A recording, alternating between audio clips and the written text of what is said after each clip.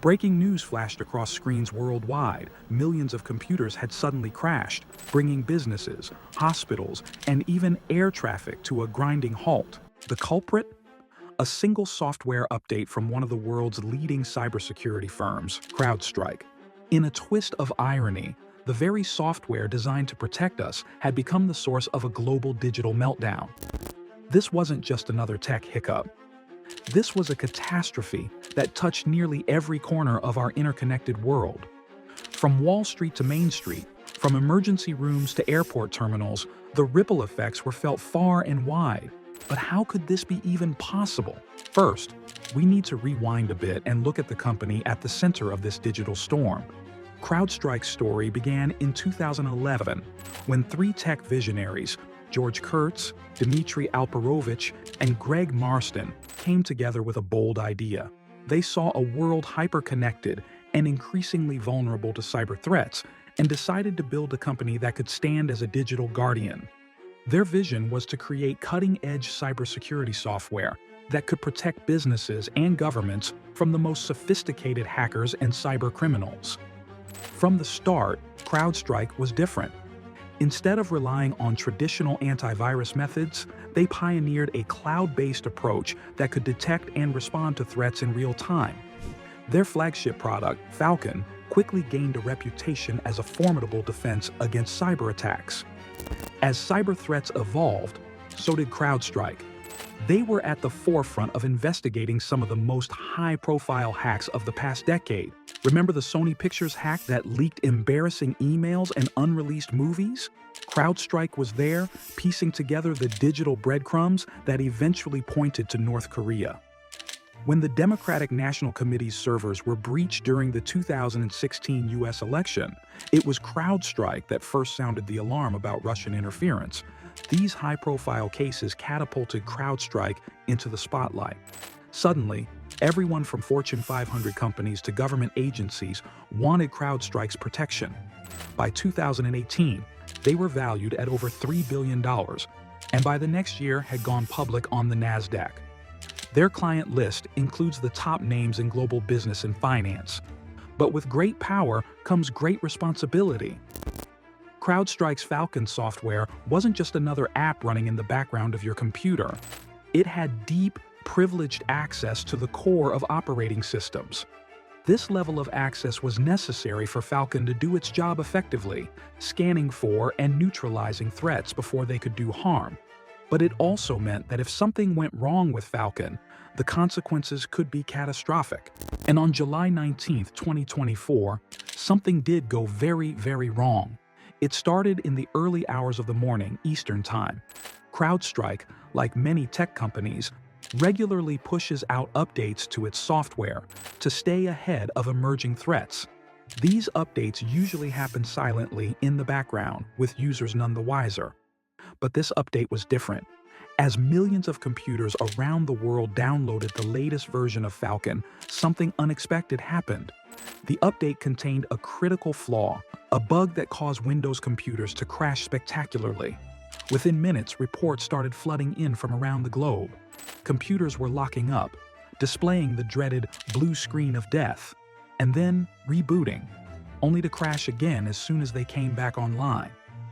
The timing couldn't have been worse. As Europe and Asia were in the middle of their workday, businesses suddenly found themselves paralyzed. Banks couldn't process transactions. Hospitals lost access to patient records. Air traffic control systems went dark, grounding flights and stranding passengers. In the United States, people woke up to chaos. Delta Airlines, United, and American Airlines all had to ground flights, creating a domino effect of travel disruptions.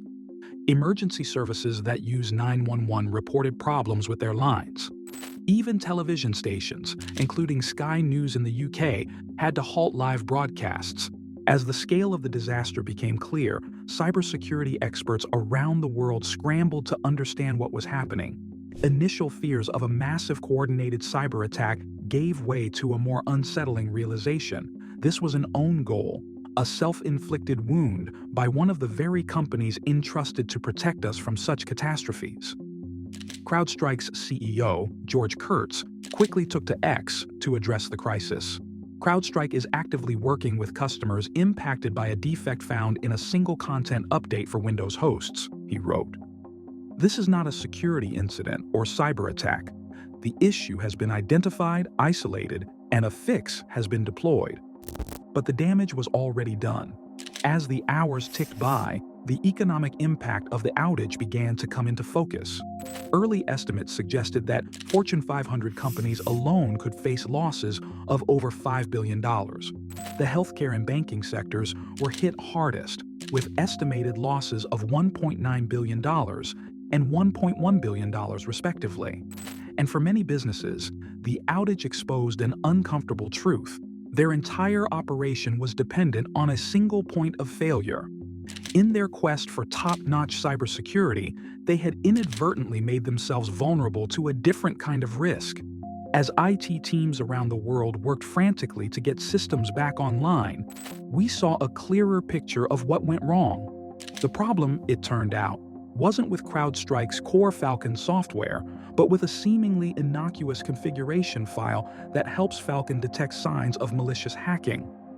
CrowdStrike, like all responsible software companies, has rigorous testing procedures in place for updates. But on that fateful day, a bug in their cloud-based testing system allowed a problematic update to slip through the cracks. The faulty update was published just after midnight Eastern Time, and although it was rolled back less than 2 hours later, the damage was done. Millions of computers had already automatically downloaded the update. The technical details of the flaw are complex, but in simple terms, the update caused Windows devices to experience what's called an out-of-bounds memory read. This is a fancy way of saying that the software tried to access computer memory it wasn't supposed to, causing the entire system to crash. What made this situation particularly challenging was that affected computers were caught in a reboot loop. Every time they started up, they would crash again almost immediately. The only way to fix the problem was to manually delete the faulty file. A slow and tedious process when you're dealing with millions of affected devices. But how could this happen? At first glance, it appears to be a silly mistake. Wasn't CrowdStrike supposed to be the best in the business?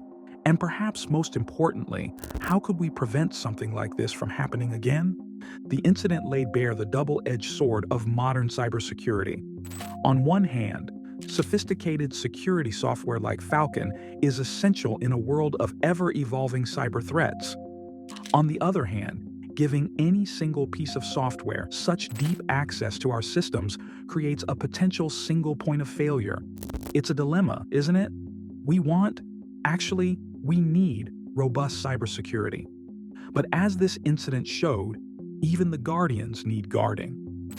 When things calmed down, CrowdStrike launched a full investigation into what went wrong. They admitted that their cloud-based testing system, which is supposed to catch problematic updates before they're released, had failed.